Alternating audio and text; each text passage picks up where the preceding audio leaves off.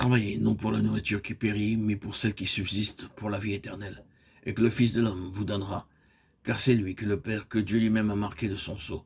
Jean 6, 27. Le Seigneur déclara au peuple qui le suivait la raison les poussant à le suivre, parce qu'ils avaient mangé des pains.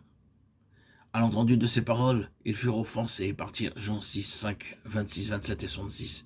Ils pensaient que c'était merveilleux d'être nourris miraculeusement sans travailler et sans même le souci de cuisiner. Ainsi le Seigneur leur dit au verset 26 et 27, « Vous recherchez les pains pour vous satisfaire. Peu importe l'espèce de pain que vous mangez, cela ne vous donnera aucune vraie satisfaction. Je suis le pain de vie. Vous devez me manger. Je vous enseignerai comment me manger. Alors vous vivrez éternellement. » À ces paroles, ils se mirent en colère, furent offensés et ne marchèrent plus avec lui. Ils étaient tout proches, mais ils faillirent. Ils auraient pu recevoir le royaume de Dieu, mais ils partirent avides. Ils étaient du sel sans saveur. Êtes-vous comparable à du bon sel ou n'êtes-vous que du sel sans saveur? Combien d'ennemis, d'amis, d'étrangers et de parents ont été spirituellement bénis par votre vie? Nous aimons le sel. Chaque fois que notre gorge s'enroue, nous utilisons du sel. Il n'y a rien de tel combien nous sommes tous reconnaissants pour le sel. Juste un peu de sel soulage. C'est ainsi que notre vie doit être. Nous sommes par nature comme le poivre. Plutôt que d'amener du soulagement et du réconfort, nous heurtons la sensibilité des autres et nous apportons la peine. Certains apportent la bénédiction et nous sommes tristes lorsqu'ils sont partis. Tout comme une petite quantité de sel, ils vous apportent réconfort, joie, encouragement et rafraîchissement. Si quelqu'un est en Christ, il est une nouvelle créature. Les choses anciennes sont passées. Voici, toutes choses sont devenues nouvelles. 2 Corinthiens 5, 17. Ce n'est que par la venue du Seigneur Jésus dans notre vie que nous avons une vie avec du sel.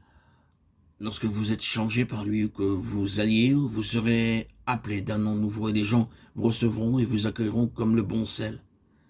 Certains trouvent leur joie et leur satisfaction en servant les autres. C'est parce qu'ils sont devenus le bon sel.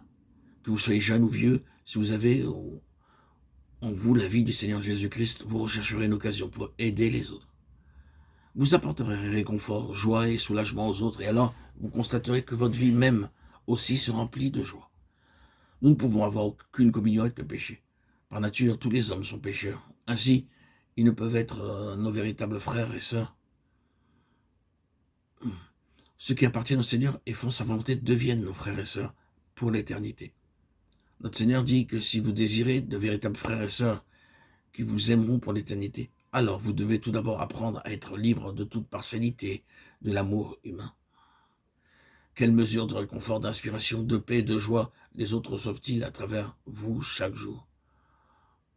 Ou êtes-vous comme le sel sans saveur? Le Seigneur est puissant pour vous changer. Venez à Jésus et dites-lui, « Oh Seigneur, jusqu'à ce jour, j'étais comme le sel sans saveur. Voudrais-tu changer ma vie aujourd'hui afin que j'apporte consolation et fécondité à mes semblables, au collège, au travail, au bureau ou partout où je me trouve?